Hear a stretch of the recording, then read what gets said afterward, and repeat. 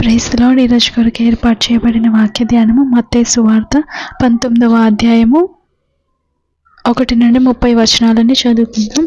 1వ వచన ప్రారంభం. యేసు ఈ మాటలు చెప్పి చాలించిన తరువాత గలిలయ నుండి యొర్దాను అద్దరినున్న యూదయ ప్రాంతములకు వచ్చెను. బహుజన సమూహములు ఆయనను వెంబడింపగా ఆయన వారిని అక్కడ స్వస్థపరిచెను. పరిసయ్యులు ఆయనను బోధింపవలనని ఆయన యొద్దకు వచ్చి, ఏ హేతువు చేతనైనను పురుషుడు తన భార్యను విడనాడుట న్యాయమా అని అడుగగా, ఆయన సృజించినవాడు ఆది నుండి వారిని పురుషునిగాను స్త్రీనిగాను సృజించెననియు, ఇందు నిమిత్తము పురుషుడు తల్లిదండ్రులను విడిచి తన భార్యను హత్తుకొనును, వారిద్దరూను ఏక శరీరముగా ఉందురని చెప్పెననియు మీరు చదవలేదా?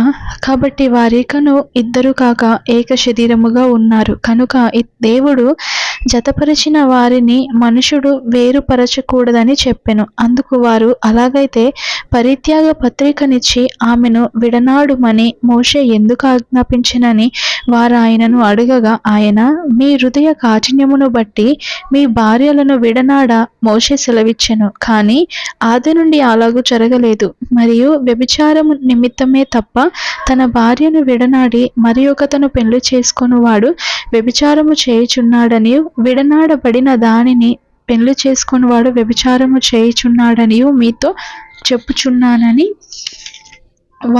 వారితో అనెను. ఆయన శిష్యులు, భార్యాభర్తలకుండు సంబంధము ఇట్టిదైతే పెళ్లి చేసుకొనుట యుక్తము కాదని ఆయనతో చెప్పిరి. అందుకైన అనుగ్రహము నొందిన వారు తప్ప మరి ఎవరునూ ఈ మాటను అంగీకరింపనేరరు. తల్లి గర్భము నుండి నపుంసకులుగా పుట్టిన వారు కలరు, మనుషుల వలన నపుంసకులుగా చేయబడిన నపుంసకులును కలరు. పరలోక రాజ్యము నిమిత్తము తమను తామే నపుంసకులుగా చేసుకొనిన నపుంసకులును కలరు. ఈ మాటలు అంగీకరింపగలవాడు అంగీకరించునుగాక అని వారితో చెప్పెను. అప్పుడు ఆయన వారి మీద చేతులుంచి ప్రార్థన చేయవలనని కొందరు చిన్న పిల్లలను ఆయన యొద్దకు తీసుకొని వచ్చిరి.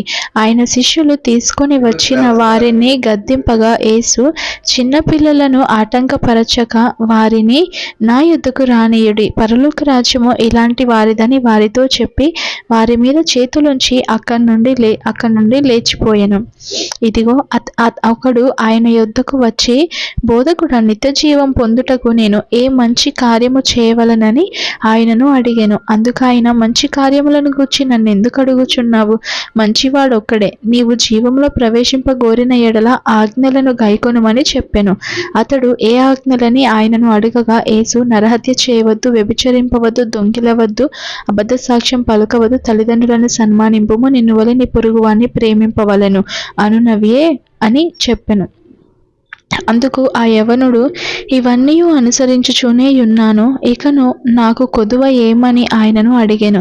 అందుకు యేసు, నీవు పరిపూర్ణుడవగుటకు కోరిన ఎడల పోయి నీ ఆస్తిని అమ్ము, బీదలకిమ్మి, అప్పుడు పరలోకమందు నీకు ధనము కలుగును, నీ వచ్చి నన్ను వెంబడించుమని అతనితో చెప్పెను. అయితే ఆ యవనుడు మిగుల ఆస్తి గలవాడు కనుక ఆ మాట విని వ్యసనపడుచు వెళ్ళిపోయెను. యేసు తన శిష్యులను చూచి, ధనవంతుడు పరలోక రాజ్యంలో ప్రవేశించుట దుర్లభమని మీతో నిశ్చయముగా చెప్పుచున్నాను. ఇది కాక ధనవంతుడు పరలోక రాజ్యంలో ప్రవేశించుట కంటే సూది బొజ్జంలో ఒంట దూరట సులభమని మీతో చెప్పుచున్నానెను. శిష్యులు ఈ మాట విని మిక్కిలి ఆశ్చర్యపడి, అలాగైతే ఎవడు రక్షణ పొందగలడని అడుగగా, యేసు వారిని చూచి, ఇది మనుషులకు అసాధ్యమే, కానీ దేవునికి సమస్తమును సాధ్యమని చెప్పెను.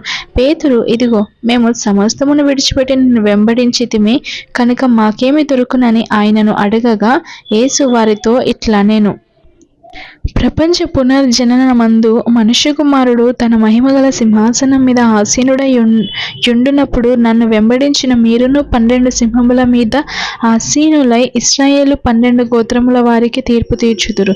నా నామము నిమిత్తము అన్నదమ్ములనైనను, అక్క చెల్లెండ్రనైనను, తండ్రినైనను, తల్లినైనను, పిల్లలనైనను, భూములనైనను, ఇండ్లనైనను విడిచిపెట్టిన ప్రతి వాడును 100 రెట్లు పొందును. ఇది కాక నిత్య జీవమును స్వతంత్రించుకొనును. మొదటివారు అనేకులు కడపటి వారగుదురు, కడపటి వారు మొదటి వారగుదురు. ఇంతటితో పాఠ్యభాగం ముగిసినది. ఆమేన్. Praise the lord.